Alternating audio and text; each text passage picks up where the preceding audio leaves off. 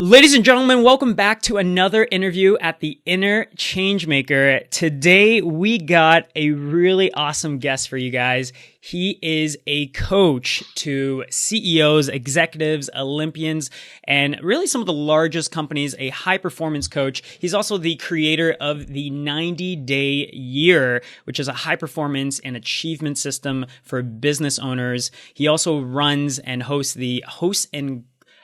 of the Grit and Hustle Show, which is always, great having another podcaster on with us. And I personally really, started loving this person's work when he started talking about alter egos, and he talked about two different sides of the brain that we have and how we kind of operate. And I'm sure we'll talk about that in the interview. He also, kind of a little fun fact, he also won an award for being the best salesperson of the year by selling a red brick. So welcome to the show, Mr. Todd Herman. Thanks for having me, Jay. Yeah, Todd, really, really excited. And, as I was thinking about how to put this really together, there's so many different ways, we can go about this interview, because I think you're just up to some really interesting things. But for full context of people that maybe they've never heard of you, maybe they've never heard of the word, high performance, alter ego. I think for me, it just, it's like, whoa, that's like, super shiny and sexy. Mm-hmm. But how did you get how did you get into the world of high performance? Like, when you were growing up, were you always that guy, that person that was like focused on how can I perform higher in everything that you're doing? Wasn't as focused on like the word perform higher. It was that I'm just an exceptionally competitive person. When I was younger, I had two older brothers, and sports was a big theme. I grew up on a big farm and ranch in Western Canada, where I'm originally from. I live here in New York City, which is definitely, opposite ends of the spectrum from where I grew up to where I am now. But, super hyper competitive around brothers that are older and, could beat me up basically at the drop of a hat. So I also started to become more competitive when it came to mental warfare with people. So that was probably why, at some level I've gotten to work inside of the mental toughness realm, because I needed it when I was younger too. Sure. But, I think I'm driven, I know I am, I'm driven by this deep resonant fear that I would hate to go through whatever existence I have on this planet and not untap every single ounce of stuff I've got throughout my life. Like I'm very much driven by that. And so that word becomes the world of performance. I talk about in my company and in all of the training that I do, that the word potential is a curse word. It's not allowed to be used by clientele, by anybody, because potential, I tell people, is a crutch that average people like to use to explain away their lack of performance and lack of results. I think it's a terrible word. People love to say, oh, but I've got so much potential, or he's got so much potential, or my son's got so much potential. And all that is saying is like, it's a comforting thing. What lives there is a very dangerous word. And a lot of people have used this word in order to, as a quality or a value that is important when you are working with people. And I disagree, because I think there's nuance to it. And that's the word hope. Hope is something that, as soon as you take it away from someone, they will easily descend into taking actions that completely run counter to what their values are, right? Like you see this in countries where, the economy has collapsed and war is happening. If someone doesn't feel like there's hope for them, and Abraham Maslow talked about it in concentration camps, when people feel like they've lost their hope, they will give up on life. But I think there's a dangerous flip side to it too, in that when people talk about potential, what they're really talking about is that the hope that some time or some place or something change will happen. And I think it's a crutch for many people, especially those that are in that middle class group where it's comfortable. There's nothing that's really happening that's terrible to you right now. Maybe you'd like to have a little bit more money, but it's not like you're living in abject poverty or something like that. Right. And I think in that group of people, hope is a very dangerous thing, because it leaves people stuck and clinging to a fantasy world that will not ever come about, because they are not willing to get their asses onto the field of play where performance truly does matter and where action matters. And they do end up sliding into the grave at the end of life with nothing but an absolute weighted ton of bricks on their back of regret. And I am driven to want to make sure that there are as the least amount of bricks possible weighing me down when I get there, so that I'm not answering a lot of questions about, oh, I wish. And so that's why I am fanatical about the term performance, and fanatical about not allowing people to come to me with excuses as to why they can or cannot do something. And so if you're gonna enter my world, there is a disclaimer that I tell people. I'm not here for anyone to like me. I actually could care less about liking me. I don't care if Jay Wong likes me. It's a nice byproduct if you do, but here's the one thing that I do demand, and that's respect. And now, someone who's just listening to this for the very first time, I'm not saying that you need to respect me right now, but over the course of the type of work that I do, and when you see what we've done and the awards that my programs have won, or the awards that I guess me as a leader have won, respect is a byproduct of that. And I have a very consistent message. So yes, I think when you're living in the leadership realm that I live inside of, they talk about, I think, a very important quality that people talk about as a, guru or expert type person is they try to have this likable personality. And so I've managed to ride the razor's edge without ever caring about that word likability. And the reason I say that is because when I first started out, that's the only thing I cared about. I only cared about people liking me. And I remember watching a documentary on the A&E show once when they were talking about Jesus, Buddha, Muhammad, Mahatma Gandhi, Mother Teresa. And just all of a sudden this light bulb went off, and I was like, and they were talking about just the dual sides of these people who were either like massively loved or massively vilified. And I was like, wow, if Jesus or Buddha or Mother Teresa or Gandhi couldn't get everybody to like them, why the hell should I be trying? And it was just this epiphany moment, this light bulb moment. And that's when I stopped caring about that metric in my life. And all of a sudden, that's when a whole bunch of better performance started showing up. So, well, Todd, long-winded answer to your question, but there's a lot to why I feel the way that I do. Yeah. And I love the stance that you have, the certainty that you have.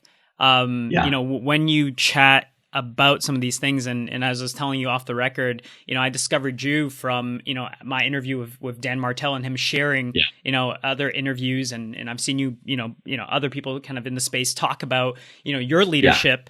And of course I like you because I'm having you on the show, and that's a given. But I love the way, I remember even reading your website, and you said, in like the professional section, I don't know, if you remember it, but you wrote, I'm really good at what I do, and I don't shy away from that. And then you wrote in parentheses, like, I don't get why people try to tend away, to be shy about those things, because when you are really good at what you do, then you have that, the same level of clarity and certainty, and you're able to project that. And even people that are listening to this and maybe they have no context to the show or who you are or who I am, and they're like, man, I want to take a listen to how this plays out, because, it's rare. It's rare to have that, but people want to see that in leaders, right? Like, they want to be led and with people that have that level of certainty.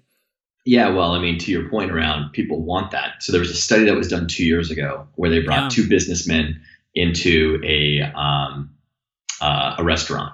Okay. And so people are already in there dining. One man walks in, they're both basically look the same. and they're dressed the same. One man comes in, sits down at the table, and immediately picks up his fork and complains to the waitress that there's spots on it and it's not very clean. She comes by, and he just, throughout the entire experience, he was basically curt to the point of being rude, not quite rude, but curt, complained about things that weren't right. Quality wasn't there, so on and so forth. So that was his interaction with the waitress. Okay. Conversely, the other man that came in, super kind, joking with the waitress, like just overtly nice throughout the entire experience. So these two men get up, they leave. So they had a very short lunch and they leave. Then they go around and they ask all the diners in the restaurant, of all of the, did you see those two men? Yes, I saw them. In which one of those two men did you like? And basically the majority of people chose the man who was kind to the waitress and nice and all that stuff. Yeah. Which one of these two men do you think was most successful in life? And the majority of people chose the guy who was curt and short with the waitress. Interesting. And then they asked the final question, which was, which one of these two men would you rather work for? And almost everyone said the man who was curt. Huh. So that's interesting. Wow. So they said, follow-up question, why? And they said, because he knows what he wants. And you know where you're going to stand with someone like that. And when you think about, the dealings that you have with people throughout your life, that sort of sense that you get that sometimes people might be just treating you a certain way because they're doing it to win you over, but ultimately they're going to go behind your back and talk about you. Now, that's not necessarily the way that they were looking at the man who was kind. And I'm not saying that people go out there and not be nice to people. Right.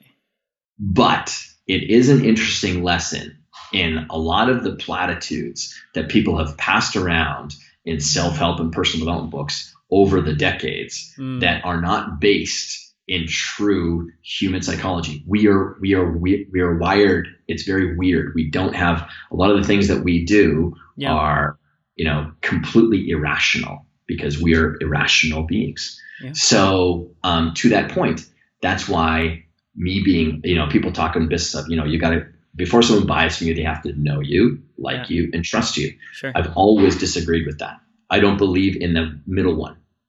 That they have to like you. I think it's KRT. I think they got to know you, they've got to respect you, and they have to trust you. And so, and even on the knowing side of things, do they really need to know you? These are rules of thumb, but you can break them at any point in time.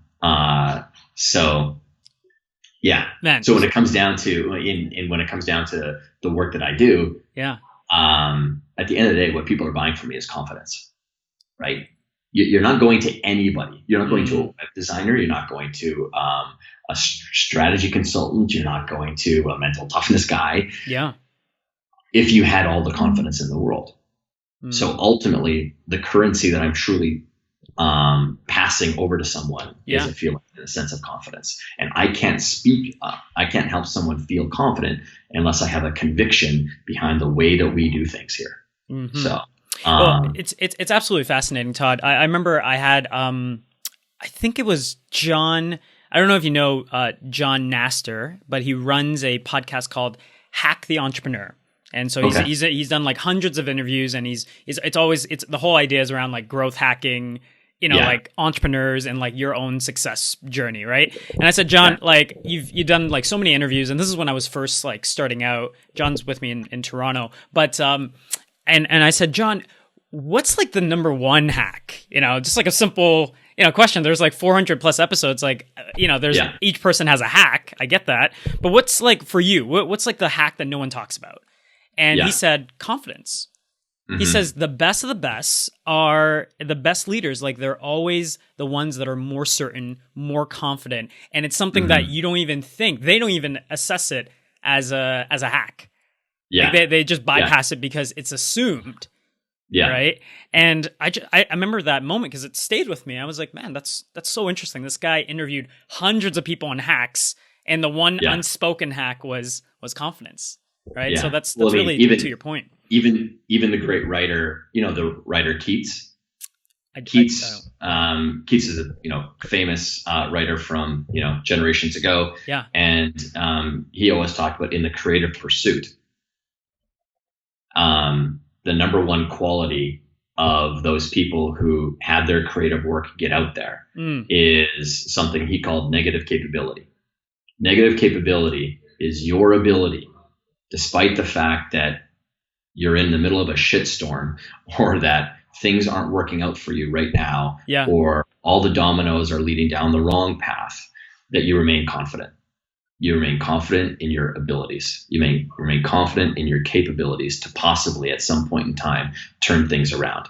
And so it passes across, because I've worked with, tons of Olympians, tons of pro athletes. I've worked with people on Broadway here in New York City, and people in the art world. I've worked with opera singers or whatever. Sure. And those people who truly do make it, there's definitely a large tendency to have negative capabilities, that ability, that because everyone deals with stuff. There's no one that's just riding a wave at the top of it, at all times. Sometimes the wave crashes on you and you go tumbling, and then you got to get back up on your surfboard and, head back out to catch the next wave. And it happens to all of us. So but that confidence that you can go do it again, or that you're going to make it happen is a critical part of success, for sure.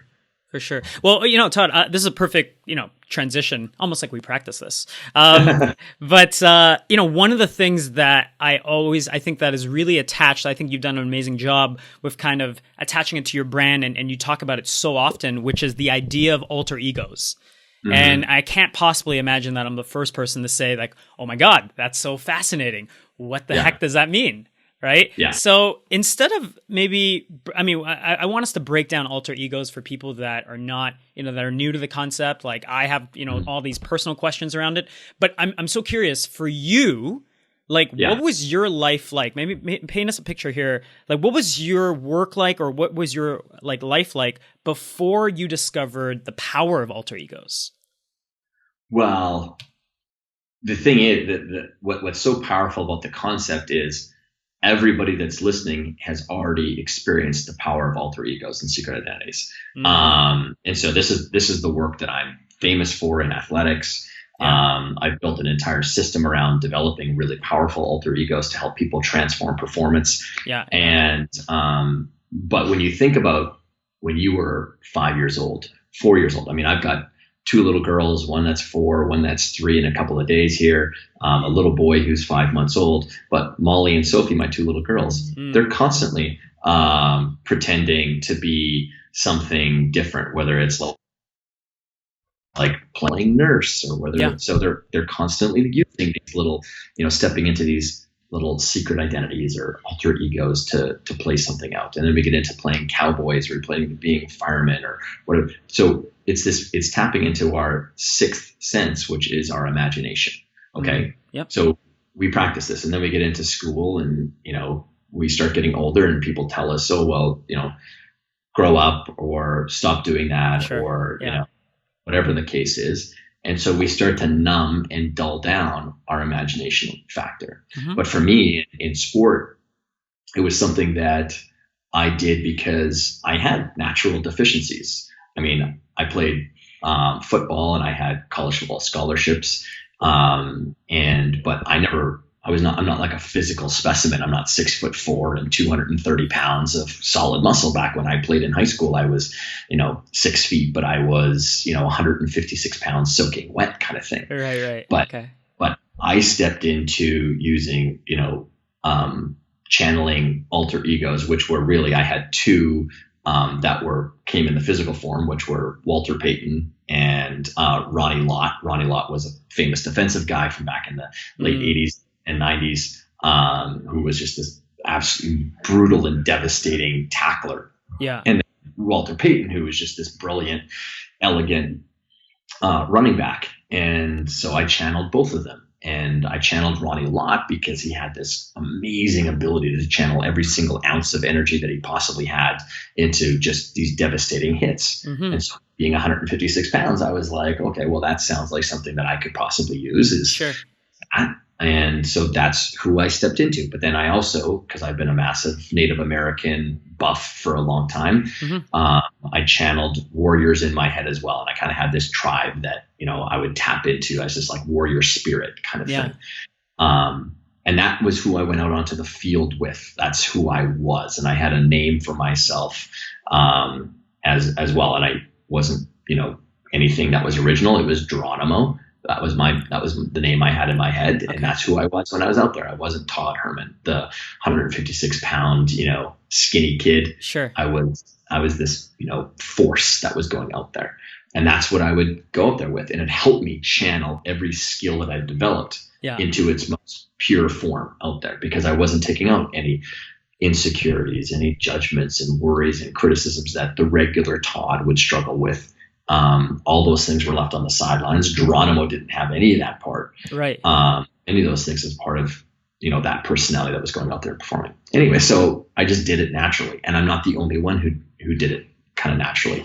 But then when I got into the business world, I started a business at a very young age, and, I looked like I was 12 years old. I had a baby face. And so I was completely insecure around the fact that who's going to sit there and listen to me, because I'm 21. I look like I'm 12. Yeah. And so I was caught up in my head over the wrong things. Right. And so I remembered from when I was in school, I grew up in a very small rural town, and the smartest kid in my grade, Mark, he had glasses. And then the smartest kid in my sister's grade, James, he happened to have glasses as well. And so I adopted this, I guess, belief at a young age that smart people wore glasses, and smart people are more respected, and smart people then get listened to. It was just a ladder it's taking a ladder all the way up. Is that the association you had? Yeah, exactly. So I went out and I thought, okay, well then why don't I just go get a pair of glasses? Problem is I've got 20/15 vision. I don't need glasses. But I went out and I bought them anyway. And when I would put them on, I was very deliberate. And this is one of the lessons in the alter ego training stuff that I do is you need to have an artifact. I call them artifacts or totems. Yeah. If you're going to have an alter ego, have something that you either wear, that you have on your person. So it could be in your pocket or something like that, or something that's triggered in your environment. So for some people, the alter ego lives on the basketball court. That's its domain. And when they go out there, that's when the alter ego steps inside of them.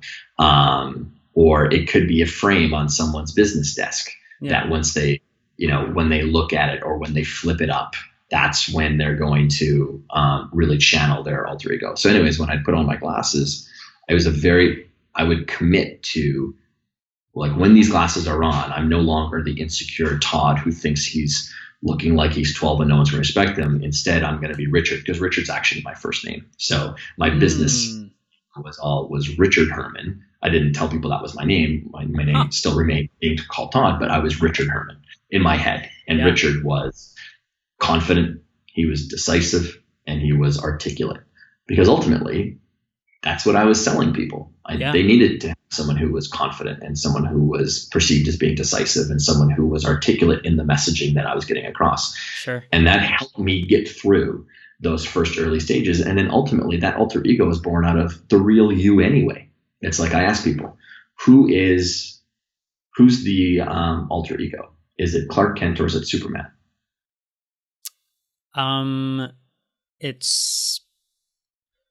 It's the alter ego would be Clark Kent. Exactly. And so that's what I tell people. Most of you are carrying around Clark Kents, because who is Clark Kent? Superman developed Clark Kent so that he could be accepted by society, not be shunned. And so what I'm telling people is you fundamentally have an S sitting underneath your shirt that you are just covering up because you want to be accepted by the tribe, that you don't want to push any buttons and you don't want to topple over any, institutions. But I'm telling you that this process of developing alter ego or secret identity is just one part of the path, or one tool that you can use to finally have the real you show up. And how we do that is just, we kind of go around. Instead of us hammering through the rock, like personal development, self-help books try to get us to do. Yeah. Be creative with this process. And so I've been building alter egos and secret identities for pro and Olympic athletes now for 15 years. It's what I'm known for. And I mean, I just talked about one part of the process, or really kind of 1.5 parts of the process, but I've got 5 stages that I take people through, so that we build these like rock solid alter egos. And it's fun. I mean, it takes a bit of, I mean, even though I know I can come across people as being very serious, and, I'm talking before about, not caring if you like me and all that kind of stuff. Fundamentally, I think that life can be really, really fun. And so that's just one of the tools that we use to help people truly go out there and perform on the field of play. Okay. So Todd, I have a couple questions here, because it's so fascinating. I'm very tempted, by the way, to just let you roll, because I'm like, Todd's in flow, so I'm like, I could just let him go, and it'll just almost be like a webinar. But I got to ask some questions here, because, and by the way, people that are watching this or listening to this, whether it's on podcasts or on YouTube, make sure to go follow Todd Herman. I mean, just Google his name. Like, I'll link to all the social media channels here. I mean, you send everyone to toddherman.me, right? Yeah. So, I mean, go follow this guy, because the reason I have him on is because it's so fascinating. Like, this is so interesting, just like talking about, how we're all superheroes and how we're trying to tap into our gifts, which I think, everybody, it's like almost like a nice idea that people have. But I have a couple questions I wrote down. So, I did about 10 push-ups, or 20, I did like 20 push-ups before I got on the interview. It's just something I do kind of like before I do interviews, right? Just to get the blood flow going. But I did like an NLP class. This is like 4 or 5 years ago, but it always talked about how you have something to trigger you to be in a certain state, right? Is alter egos something similar to that, or is alter egos? No. Okay. That's two different things. Okay. That's good. Two very different things. No. Could you go through just really quickly, just distinction, just so I had to ask. I mean, we're in the middle of the conversation. Yeah, well, I think, so NLP was born out of, like many kind of concepts, is born out of research and born out of, essentially in some ways trying to manufacture this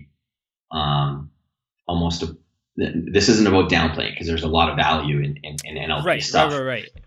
But it's a tool. And it doesn't explain everything. There's a lot of nuance to life, I think, right? And so when some people are trying to better themselves, some people are trying to market what they have as like the cure-all. And I mean, by no means do I think alter egos is a cure-all for things. No. And by any stretch of the imagination, but it is an incredibly effective. It's been the most effective. Yeah. But there's 2 things I tell people are the most effective things I've ever worked with people on. One is meditation. And the second is alter egos and secret identities. There's no arguing it. Now, I'm a person that has come to all of the work that we do is born out of real work on the field. NLP, I think, was born out of research and then the desire by its founders to create another program so that they could almost trademark something and take it out to the marketplace. Now, did they come to it via, working with people one-on-one? Absolutely. And so there's great things there, but it's not even kind of close to being the same thing. So they talked about triggers, but so just because I'm talking about totems and we use the same word, triggers, and I actually am all that familiar with NLP. So anyways, but I've worked with people one-on-one for 29,582 hours. So do you have a way of tracking? I mean, that's pretty. We did. So my when I first started dating my wife, she asked me, because she would look at my schedule and she's like, how many hours have you spent with people? So I just went back, because I have 186 journals on my shelf of like just, since I was 13 years old, and then I have like client stuff in there. But I just went back through like old stuff and just calculated it roughly to a point of how many people I'd worked with hourly one-on-one. Yeah. And now it's just easy for me to track, because I keep a little tracker thing now, because I think it's a fascinating number for me anyway. But I've been working with people one-on-one, crawling inside the 6 inches between their ears for a long time. I'm not someone who just, read a couple of books, spent a few hours with a few people, and then all of a sudden said, oh, I've got this amazing system. Yeah. And You're an Let me- expert. You're a guru. And I don't even use that word. I don't use Right. the word expert or guru with myself. I don't think so. I think I'm a specialist. I specialize in a very select few things in life. Yeah. And I'm really good at them.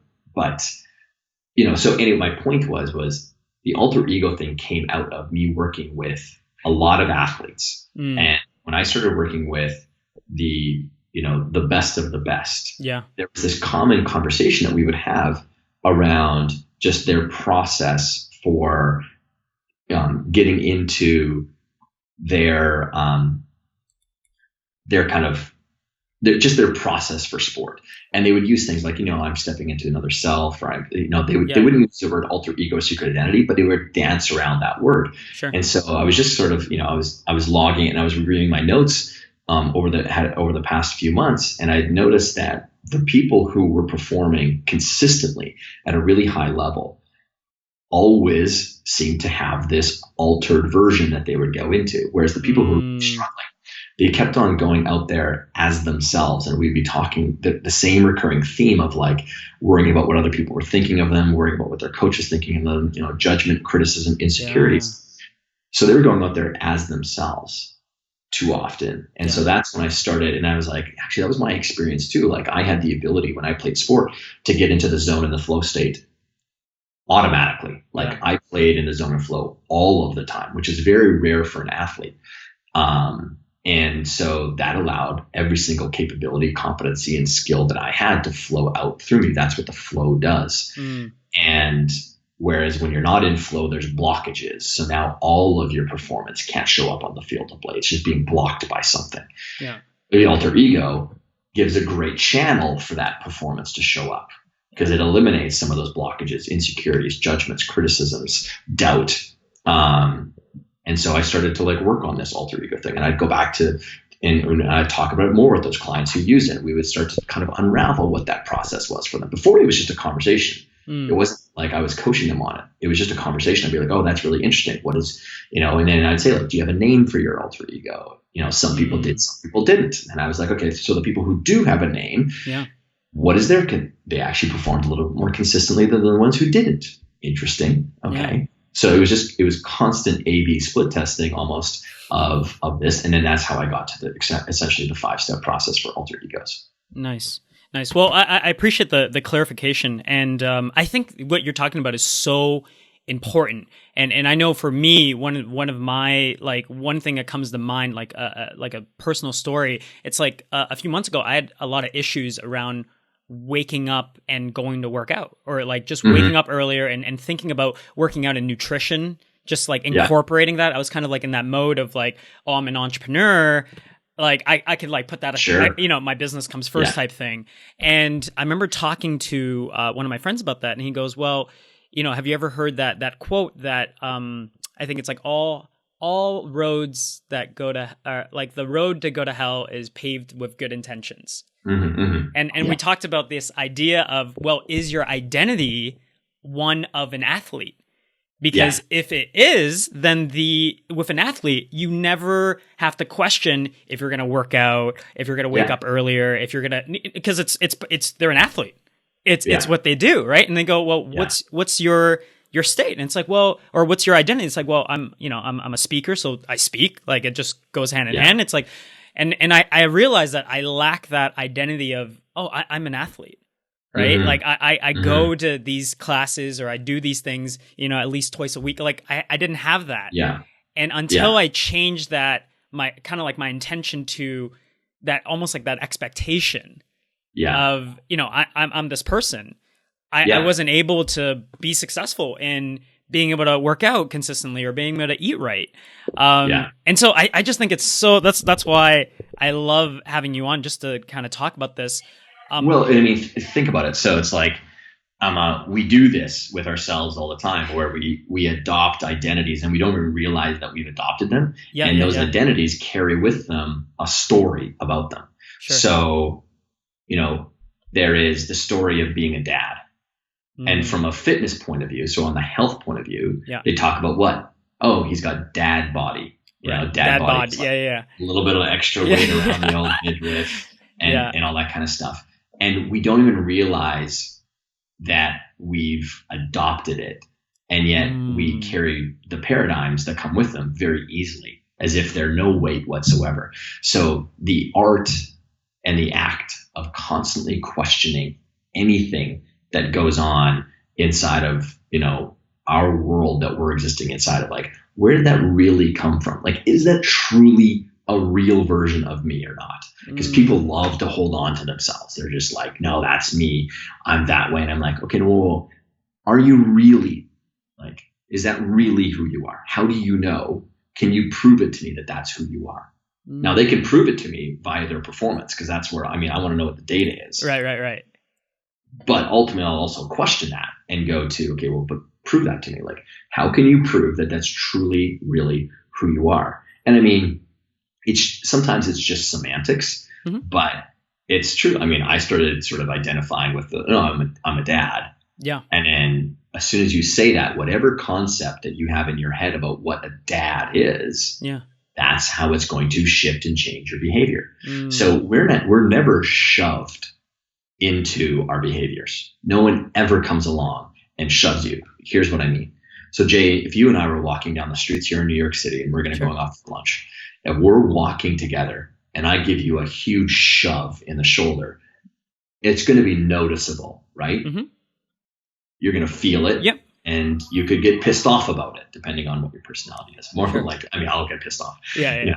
If we're joking around, then no. But sure. If I shove you, you're going to notice it, and then you're going to course correct and get back on track. Okay? Yeah. But if we're walking down that sidewalk, and I slowly just start inching closer and closer to you, and taking a little bit of ground away from you, after a while, I'm going to almost run you into a wall. Yeah. Right? Pole or whatever. But in the beginning, it wasn't noticeable. So we're never shoved into our behaviors. We're nudged into them. And we're never shoved into our identities. We're nudged into our identities as well. And that's why just the consistent act and cycle of questioning, are the results that are showing up in my life truly what I want? And if they're not, how are they getting there? And a lot of people will go to like beliefs or whatever, but identity is actually a really strong way to go through. So like, what are the identities that I carry with me? Oh, I'm Asian. I'm an Asian male. I've got friends who are, Indian. So the identity is that, I'm a skinny Indian. I can't put on and go to the gym. Muscle or whatever. Yeah. And that's not what we do. I've got a good friend, Safety, here in New York City. Yeah. And, we talk about that stuff too. We carry on these identities, and then we get into, okay, well, then if you're going to change that identity, are you breaking your cultural code by doing that? Right? Because what are all your friends and family going to say about you because you work out now? Yeah. And then it's like, okay, well then, how strong and powerful are you willing to be in order to fight? Because that's going to be a fight for you sometimes. It's super interesting stuff. Change isn't easy, but it's freaking worth it. So the real question really should be, because at the end, because I've heard you kind of talk about this. It's like, I can imagine, in the beginning, you have an idea, let's say like you want to be, killing it and crushing it in business, right? So you have kind of like an identity for that, an alter ego for being the type of person that, being the best leader, best CEO for your company. But that's obviously different than being a great, maybe a great parent, right? Maybe you want to go home, right? Like completely different thing. So maybe that's like stepping into a different alter ego. Yeah. So the question really should be, it's like, are you happy with the identities that you have going on in your life? Great question. Right? It's a great question. Yeah.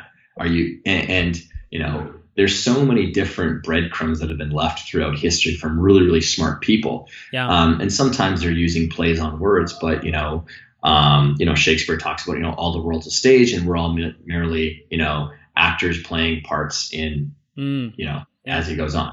So we all have different stages. The stage I'm on right now, talking about business stuff and, the things we're talking about. I'm nowhere near like this around my kids. Now there's elements, there's a base set of values that I always carry with me. Sure. But I don't wear my glasses around my kids because that's not the totem or artifact that I use around my kids. I have a little bracelet that I put on. I leave it at the front door, and when I come home, I put that on, and it was made for me by Molly. I used to have a different totem, but now she made me a new bracelet. And it's about me being very intentional about who should be showing up on that stage. Yeah. Who shouldn't be showing up is business Todd. Who should be showing up is, playful, fun, silly dad who's, there to, help nurture his kids. Yeah. That's who should be there, and so it's just being very intentional about who is really showing up. And then, okay, so if I'm channeling, Walter Payton and Ronnie Lott and, Native Americans, and my name is Geronimo on the field of play, Geronimo is not the type of person who needs to be playing with the kids. Right. But it's being playful. It's about, so then who's the name of that person that's there, and who's influencing that, person? I can tell you that one of the people that influences it is Mr. Rogers. I mean, if we had more of that stuff going on, in households, you'd probably have a lot more, happy, successful, grounded kids with parents who are nurturing them. So anyway, it's and honestly, I didn't even notice I said Mr. Rogers, and I'm even wearing a cardigan. Yeah. You came dressed for the part, like you just wanted to be ready. Yeah. You got the glasses on. Well, I'm really glad that we got the glasses, Todd, because as you guys can see, it's fascinating chatting with Todd. Not to say that you wouldn't be fascinating without glasses, but totally not fascinating. Yeah, like boring so person. Boring. God, just you mentioned finding an artifact, and that's like one. I know this. It's just fascinating. I feel like I can have this conversation just like, it could be extended so much longer, but just in respect. People can get the full 5 stages. I just signed a mega book deal with Harper Business last month. And so we'll have the book coming out early next year sometime. Yeah. So make sure to go grab a copy of that. And like I said, make sure to go follow Todd. Todd, I have a last couple questions here for you. Sure. The conversation's been really great. I've had a couple breakthroughs. I've been taking notes this whole time as well. So when you think of, the theme of the show has kind of evolved. I think we were chatting about this before. It's always really been around, at first it was like, when I first started, it's like people creating an impact. And then that kind of evolved to legacy over currency. When you think about the work that you do, helping some of these CEOs and leaders and athletes and just, things like this, and being able to give back and even your program, being able to help people, actually be successful at setting goals, crushing them and creating those alter egos. Do you ever think about your legacy at play? Do you think about how do you think about legacy over currency? How does that sit with you? I'm always reminded by the poem by the English Archbishop from about 1396, when he was getting to the end of his days, and he wrote that in the beginning, I started out by wanting to change the world. And I tried to change the world, and it was really hard. So I decided I'm just going to change my country or my nation. Yeah. And I began to try to change my nation, but I realized that was too difficult. So I decided I was going to change my community. And I tried to change my community and realized that was difficult. And now that I'm at the end of my days, if I had only realized in the beginning that if I just changed myself, that could have impacted my community, and the community would have impacted the nation, and my nation could have changed the world. And so I think it comes down to, we were talking about this before, about just personal leadership. I mean, if there's a currency that will always return a dividend or become valuable in the marketplace, it's, the constant development of our own personal leadership, how we're able to, take this person and, hone it and craft it and make it better over time. And honestly, sometimes that means subtracting and eliminating and deleting a lot of the stuff that gets planted in there that shouldn't even be there. And in fact, that's what I tell people, that most anything, I'm a subtractor and a deleter more than anything. I don't want to be adding more stuff to your life. I want to be subtracting and deleting the things that really shouldn't be there anyway. So, when I think about if it's the bandwidth of legacy versus currency, is that, that person worked really hard at mastering themselves, and by mastering themselves, they were able to like impact many people. But I have one mission, and one mission only, and that is to increase and elevate the critical thinking skills of humanity. That's it. That's the guiding mission behind every single thing that I do, because the lack of critical thinking skills, it's the frontal lobe activity. This is the stuff, this part of our brain is the part that truly does make us extraordinarily unique on the planet. Yeah. You know, we already know that other animals have the limbic system where, you know, feeling and rapport and just lives. And then the reptilian part of our brain where just fear lives, and fight or flight and fawning and reproduction sits. You know, that's easy to go there. But it's not as easy up here. And so that's why the way that I teach, I'm dyslexic. I struggle with reading. You know, I don't anymore because I have a new way. I do photo reading, which I learned, but in the beginning that was a real struggle for me. But I think in pictures in my head naturally. It's just the way that my brain. So even when you talk to me, words get packaged up into shapes inside of my head, circles, triangles, squares, and that's how I make sense of stuff. And so it's actually very easy for me. It's a superpower of mine to organize information into contextual stuff that allows me to teach really big ideas in a short amount of time, because I can organize it into a Venn diagram or a ladder in the, you know, 5 stages of something. It's just my way that my brain works. And all that stuff is there. And so I'm gifted with this opportunity to help elevate people's critical thinking skills so that you can truly be a master of your own destiny and not get so tied up into the limbic and the reptilian parts of our brain. Because while storytelling is obviously super effective, storytelling has also led people down really poor paths of decision making when they've decided to vote for a political leader simply because they liked him. But they really didn't put that thinking and reasoning function into play. And so I've got one mission. And so how do I do that? I use things like alter egos as a tool to help build critical thinking skills. I use things like the 90-day year as a tool for me to help people build critical thinking skills so they can make better decisions. So anyway, that's my answer for you. I really, really appreciate that. And I think anybody watching this or listening to this, you know, please let us know how, you know, which part of the interview really sat well with you. What was, a breakthrough with an idea that you got from it. So Todd, where can people socially stalk you? And where can they follow the work that you're doing? Because I mean, you know, it's just been fascinating kind of following you the last few months and just to know that you've just had such a wide impact. But I'll make sure to link obviously everything down below. Well, the easiest place to go is toddherman.me, and that's where people can, you know, hop on our email and newsletter list. And, you know, I'm just going into this actual mode of doing a lot more sharing of, you know, free content and stuff for people, whether it's across Facebook. So Facebook, I've got a page over there. I think it's Todd Herman Connect. So facebook.com/Todd Herman Connect is my fan page. Not super active on Twitter, but Facebook and the email list are probably the best spots to track me down. And then of course I do have my podcast, Grit and Hustle, and I'll be launching some more podcasts in the next couple of months here as well. So depending on when people are listening to this, toddherman.me will be the warehouse where you can go find things. It'll be the gateway to all the other avenues. Well, Todd, you know, before we wrap up here and just and jump off, I just want to take a few seconds and acknowledge you and for thanks. being a really, really great, change maker.